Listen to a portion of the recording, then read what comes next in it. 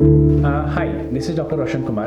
I am National Certified Radiation Oncologist, now serving as a consultant at Cancer Center of America, that is CCA Nasik. Radiation therapy may cause hair loss only to the treated area. The scalp hair loss is a major side effect of chemotherapy, not the radiation therapy. Radiation therapy doesn't cause any skin burn. It may temporarily cause redness or peeling of the skin or darkening of the skin, but this discomfort resolves gradually after completion of radiation.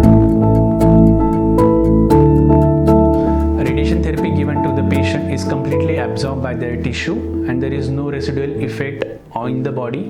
When they come out of the treatment room, it is completely safe to meet the loved ones and be around the loved ones.